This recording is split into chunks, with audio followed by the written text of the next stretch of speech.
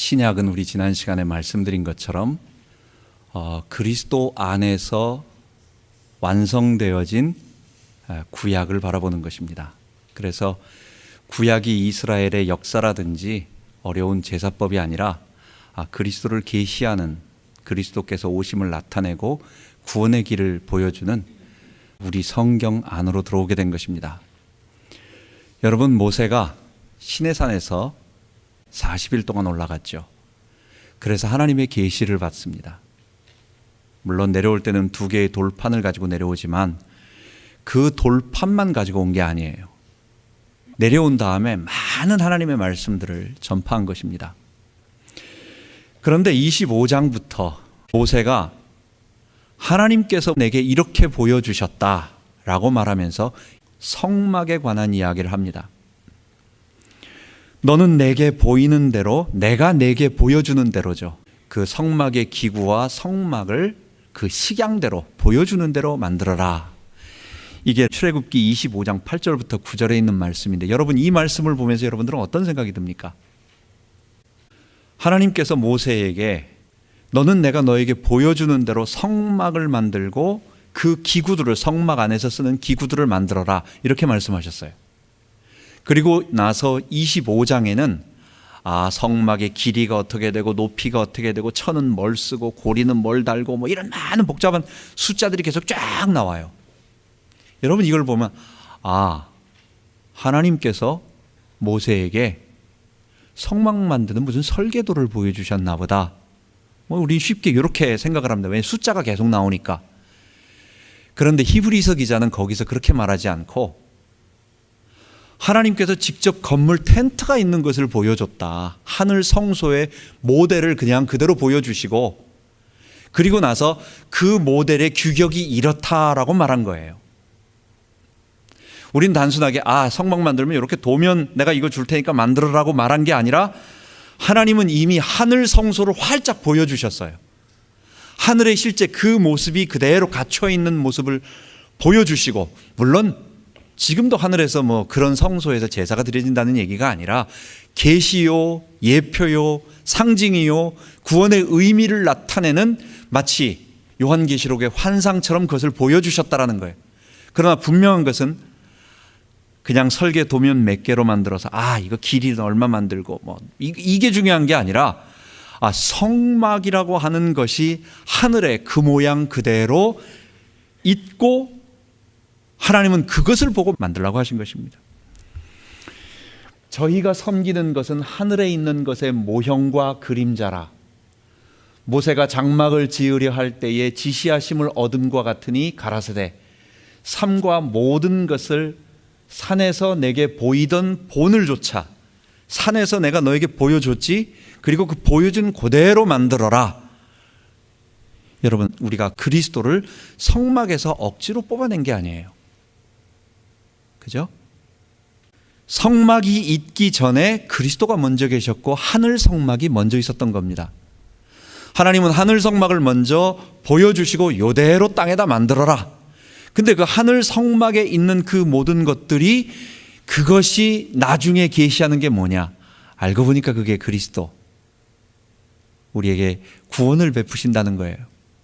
그래서 성막보다 먼저 하늘 성소가 있었고 그리스도가 먼저 있었고, 그리스도의 그 구원 계시를 위하여 우리들에게 구약의 성막을 모델로, 그림자로 만들어 주셨다. 우린 그것을 히브리서 오늘 5절부터 보면서 알 수 있는 것입니다. 그렇다고 한다면 이제 우리가 성막이라고 말하는 것, 여기서 딱 3가지를 말하고 있습니다. 첫 번째는 성막의 가장 중요한 장소요, 지성소 안에 있는, 우리 지난번에 봤던 뭐였죠? 언약궤 위에 속죄소가 있다라고 하는 것. 이 속죄소 아래에는 뭐가 있어요? 거기에는 모세의 율법이 들어있는 것입니다. 율법은요, 우리에게 명확하게 어떤 기준을 제시하는 겁니다. 거기에는 감정이 하나도 들어가지 않아요. 이 법이라고 하는 것은 이것은 옳고 이것은 그르다라고 말해주는 거지 그 기준을 우리에게 맞춰서 뭘 봐주는 게 아니에요. 율법은 우리들에게 한 가지를 정확하게 얘기합니다. 너 이 율법에 따라서 살아봐라. 외적인 행동은 할 수 있어요. 근데 내적인 사람은 바꾸지 못해. 저 사람을 사랑하고 의로운 행동을 해라. 흉내는 내지만 사람 속에서 끓어오르는 분노와 욕심과 이 모든 것은 제어하지 못해요. 사람 겉만 바꾸는 거예요. 이거는 율법의 한계라기보다는 율법이 부족하다라기보다는 우리가 죄인이기 때문에 어쩔 수 없는 것입니다. 이런 율법을 하나님의 속죄소가 덮고 있는 거예요. 속죄하다라고 하는 말은 히브리어 카파르라고 하는 단어에서 나왔다고 하는데 그 본래적인 의미가 덮다 또는 가리운다라고 하는 뜻입니다. 율법을 덮었어요. 율법의 저주에 의해서 하나님은 명백하게 우리에게 죄의 삭신 사망의 형벌을 요구하시지만 심판하시지만 그러나 거기서 끝나면 안 돼요. 하나님은 우리에게 그 죄를 덮어주시는 그 속죄의 은혜를 베풀어 주시는 것입니다.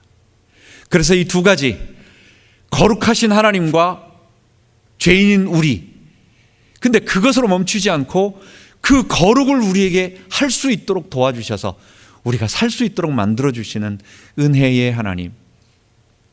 그래서 여러분과 저는 이 성막 계시를 통하여 우리 하나님 앞에 거룩하신 하나님 앞에 나아가는 그 은혜의 길을 배우게 되는 것입니다. 자, 두 번째로 성막에는 그리스도를 통해서 이제 자기 피로 우리를 속죄하셨다라고 하는 이 놀라운 구원의 길이 나타나 있는데 우리 지난 시간에 대제사장에 대해서 배웠어요. 대제사장은 뭐 하는 사람이냐? 우리 백성들의 죄를 다 가지고 하나님 앞에 나아가 용서해 달라고 해주는 우리와 하나님 사이에 있는 사람이에요. 딱 한 사람이에요. 욤키푸르라고 하는 대속죄일에 1년에 한 번 하나님 앞에 제사를 드리는데 이 절기는 뭐 하는 절기냐? 이스라엘의 대제사장이 짐승의 피를 가지고 하나님 앞에 나아가는 거예요. 그래서 그 지성소에 계신 속죄소, 그 언약궤를 덮고 그 위에 구름 날개 아래 좌정하고 계신 그 하나님 앞에 나아가 들어갈 때는요 수송아지 한 마리의 피를 먼저 가져가요. 이건 뭐예요? 자기 죄를 위하여. 먼저 내가 죄 용서를 받아야 된다. 사람이기 때문에 대제사장 자신을 위하여. 그 다음에 수염소 2마리를 잡아요. 그 준비를 합니다. 제비를 뽑아서 한 마리는 희생 제물로 만들어 가지고 피를 가지고 속죄소 위에다가 들이붓는 건 아니고 살짝 뿌리는 손 이렇게 해서 뿌려주는 그런 의식을 행합니다. 이 수염소가 바로 백성들의 죄를 하나님 앞에 속죄해 달라고 하는, 아까 속죄가 뭐라고요? 죄 용서해 달라고, 우리의 죄를 덮어 달라고, 율법의 그 무서운 요구 앞에 우리가 다 죄인이니까 이 죄를 대신 덮어서 가리워 달라고, 이 말을 우리말로 신약의 말로 죄 용서해 달라고, 죄 사해 달라고 하는 것을 대제사장이 하나님 앞에 아뢰고 하나님은 그 염소의 피를 보고 이 죄를 용서해 주시는 거예요. 대속죄일에 대제사장이 지성소의 염소의 피를 가져갈 뿐만 아니라 또 한 마리의 염소를 가지고 이 염소를 이제는 광야로 내보냅니다. 여러분 아시다시피 아사셀이라는 말을 들어봤습니다. 이게 바로 레위기 16장에 있는 대속죄일에 드려져야 하는 제사법을 말하는 건데, 수염소 2마리를 취해서 하나는 희생제물로 삼아서 피를 가지고 지성소 안으로 들어가서 백성의 죄를 속하고, 또 한 마리는 거기에다가 제사장이 안수를 하고 그 다음에 광야로 내몰아 버려요. 여러분, 한 마리는 죽여서 피를 흘리게 하고 한 마리는 광야로 내보낸다. 꼭 얼뜻 보면 여러분 생각할 때 이거 추수감사절 때 터키 뽑아가지고 하나 살려주는 거 아닌가? 방면인가? 광야로 염소를 내보내는데요. 좋은 것 같잖아요. 살려주는 것 같잖아요. 그게 아니에요. 아사셀 산이라고 하는 광야로 올라가서 굉장히 가파른 산이에요. 그 산으로 아마 예루살렘에서 보통 한 12km 정도 되는 그 광야로 올라가서 그 광야에서 계곡으로 내려 던지는 것입니다.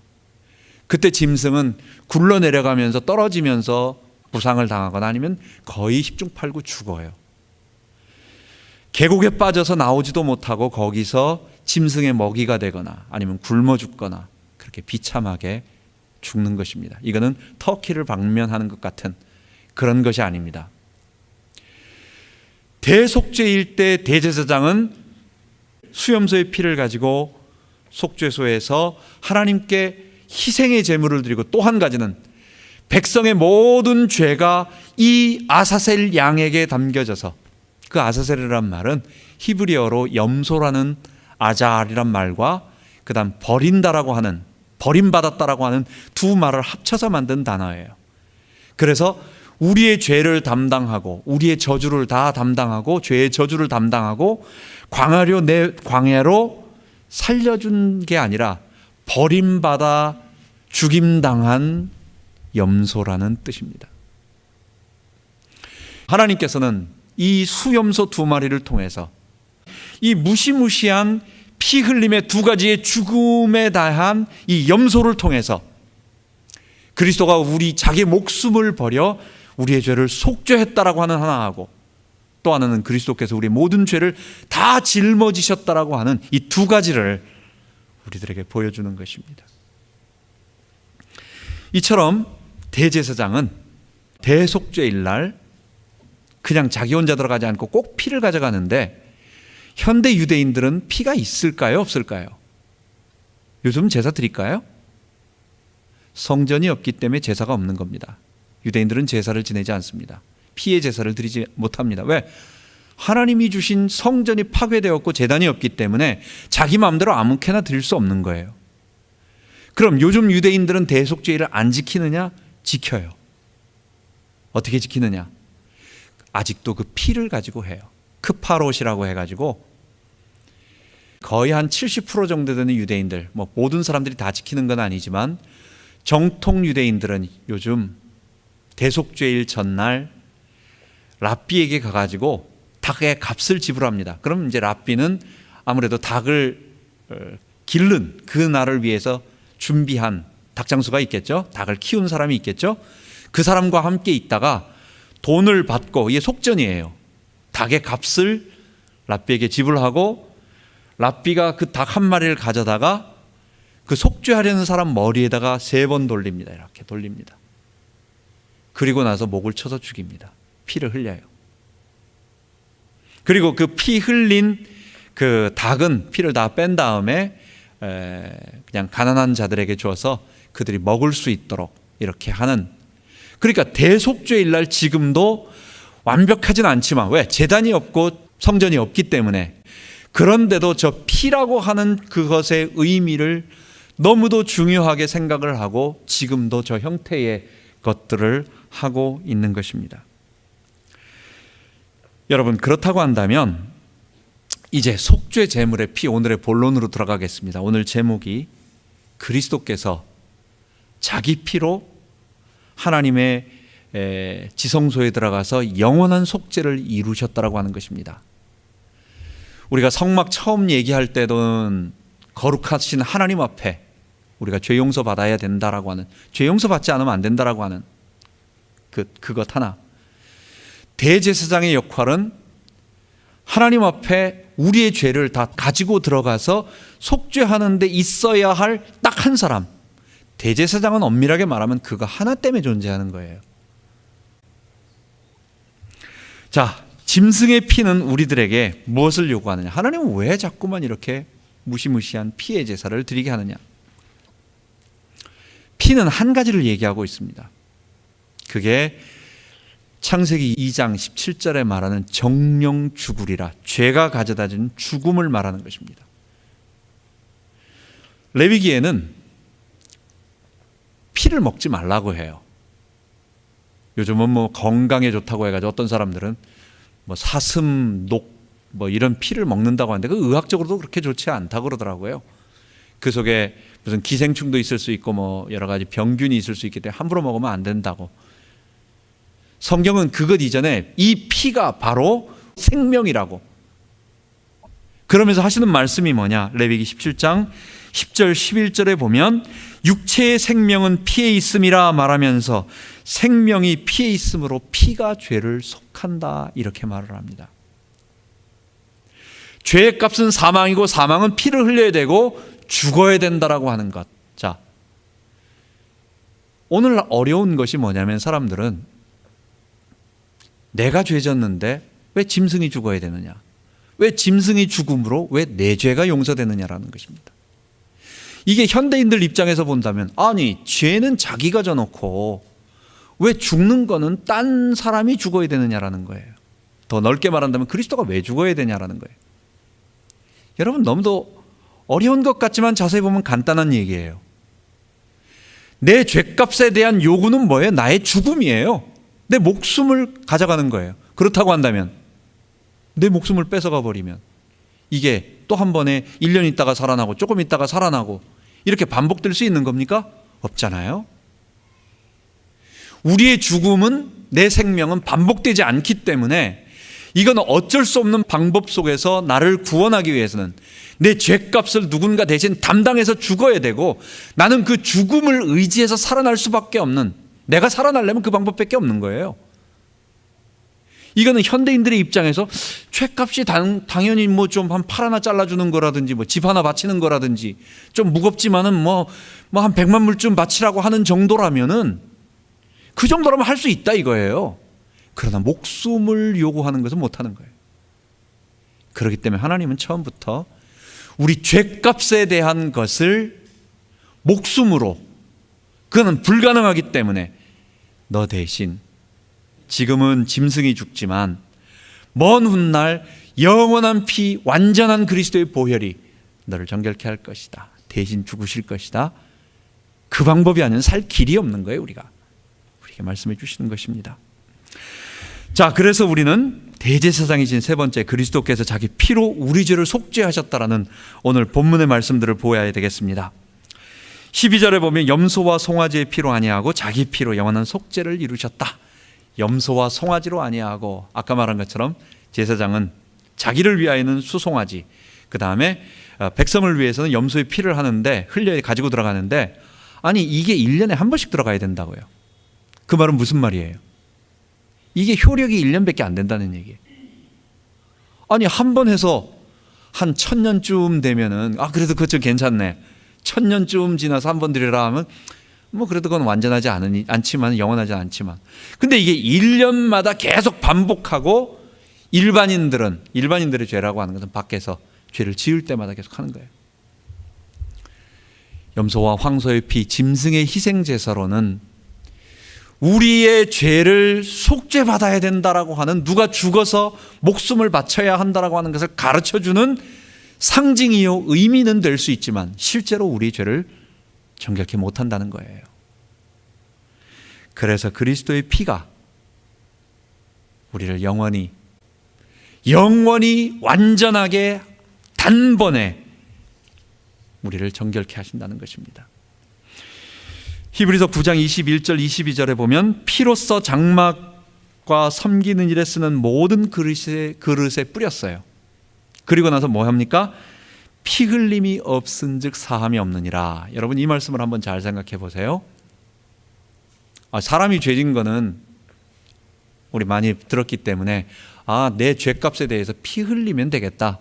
누가 대신 죽어주면 내 죄값을 치러주면 좋겠다 하면 좋지만, 아니 성전 물건이 무슨 죄가 있습니까? 그렇잖아요. 뭔 죄가 있어요? 무생물인데, 인격적인 존재가 자기 스스로 저지른 것도 아닌데, 이 말은 인간이 만들었다는 거예요. 이 세상 모든 피조물은 하나님을 거부하는 아담과 그 아담의 후손들인 사람들의 죄에 다 오염되어 있어서 거룩한 게 없다라는, 정결한 게 없다라는 것을 우리들에게 말해주려고 하는 거예요.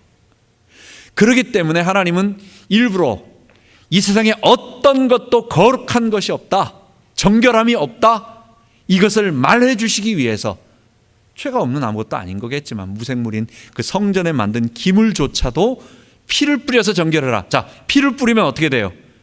그 피를 뿌림으로 말미암아 그 죄의 형벌에 대한 죄값이 지불되죠. 피가 죄값이니까, 목숨을 바치는 거니까.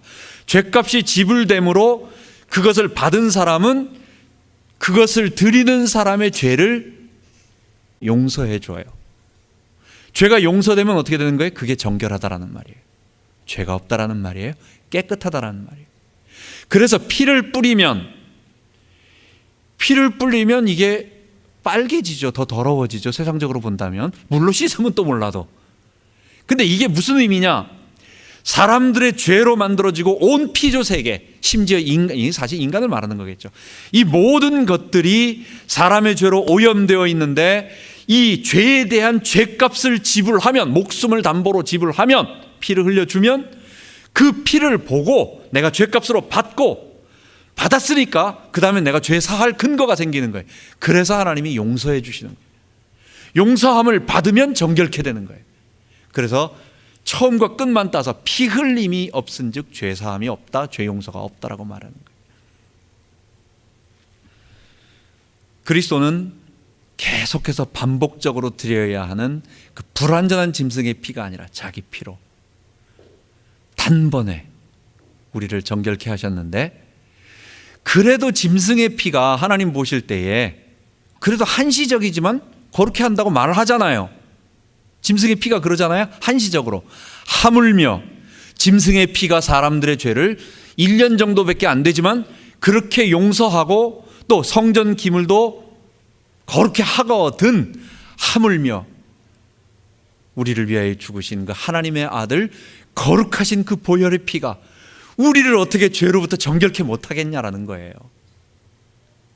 어떻게 우리를 죽은 행실로부터, 죄 가운데 빠져서 살아있는 우리, 이 죄로부터의 자유함을 얻는다는 것이 얼마나 좋은지 모르겠어요. 이게 노예라는 거예요. 노예. 죄가 바로 그렇다는 거예요. 죄 지어서 행복하고 죄 지어서 막 자랑스러운 게 아니라, 죄 지으면 성령께서 내게 말씀하시고 또는 사탄이 참소하기 때문에 이게 나를 비참하게 만드는데 벗어날 수가 없어. 이 벗어날 수 없는 그것 때문에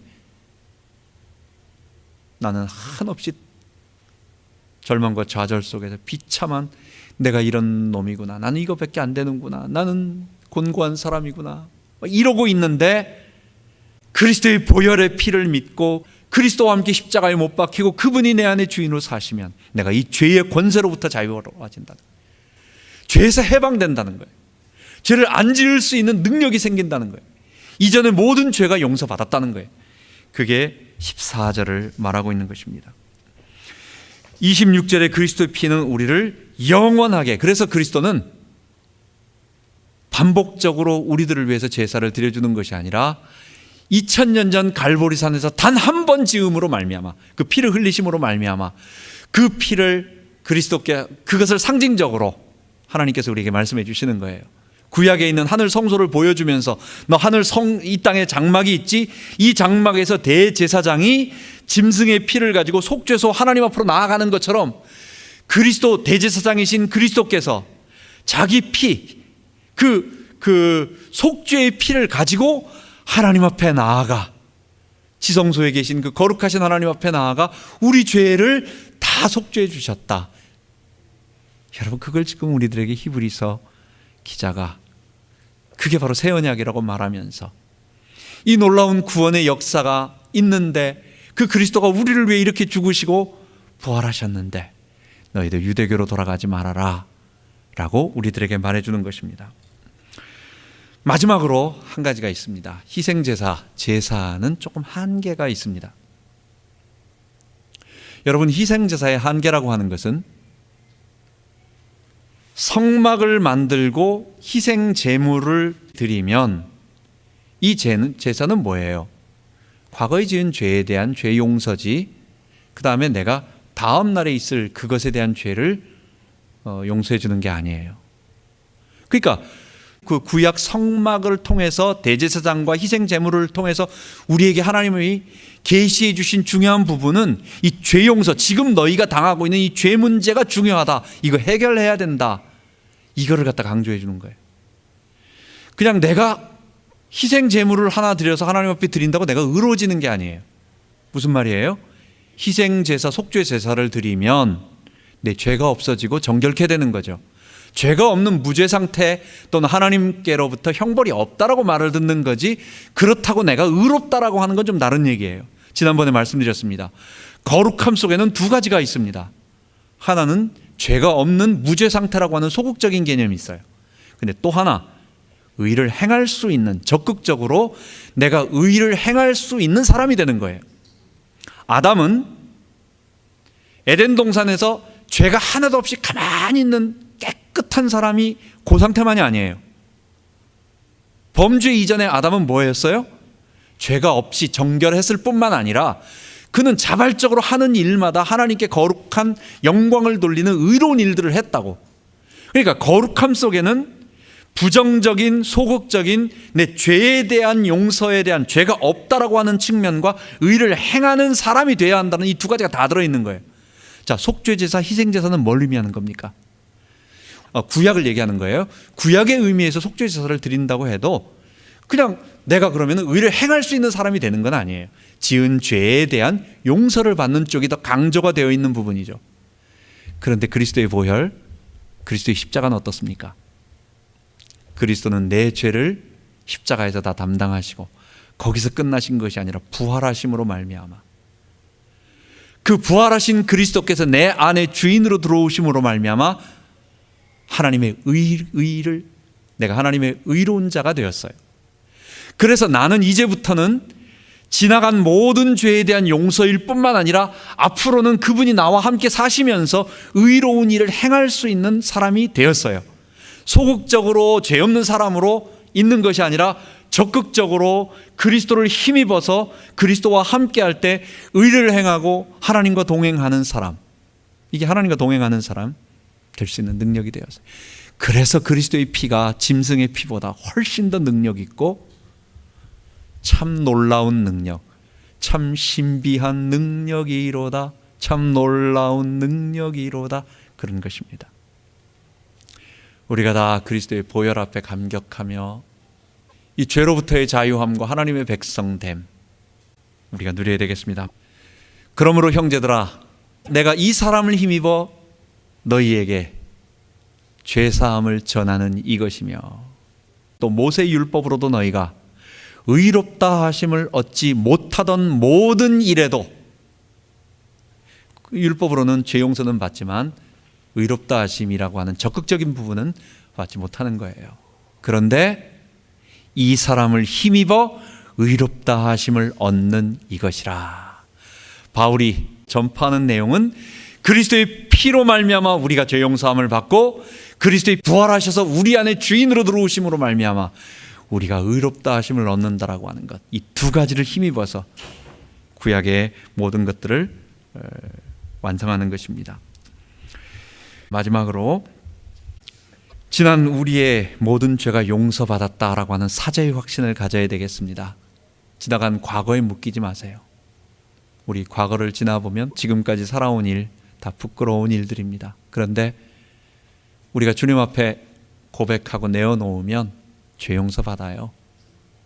죄 용서 받으면 죄에 대한 형벌과 죄에 대한 책임과 죄에 대한 모든 그 권세와 사탄의 참소와 모든 것들로부터 그 다음부터 끝이에요. 우리는 새로운 사람이 되는 것입니다. 두 번 다시 물어보지 않습니다. 주님께서는 우리를 진홍같이 붉을지라도 양털같이 흰 눈같이 되겠다고 말씀해 주셨어요. 정말 진심으로 하나님 앞에 회개하고 그 다음에 잊어버리세요. 내어버리세요. 주님이 기억지 않는데 여러분 왜 자꾸 기억하려고 하세요? 왜 자꾸 과거에 묶이세요? 또 생각나면 사탄아 물러가라 해야 됩니다. 이거는 사탄이 내 속에서 자꾸만 죄책감에 잡히도록 만드는 거예요. 주님은 두 번 다시 생각하지 않습니다. 죄 용서 받았어요. 두 번째, 그리스도께서 내 안에 주인으로 사셔서 나를 의롭게 하실 때에는 단순히 의롭게 하실 뿐만 아니라 죄를 이기게 할 뿐만 아니라 나를 인도해 주시고 보호해 주시겠다는 약속이에요. 그분이 우리의 발길을 인도해 주신다고 약속해 주셨어요.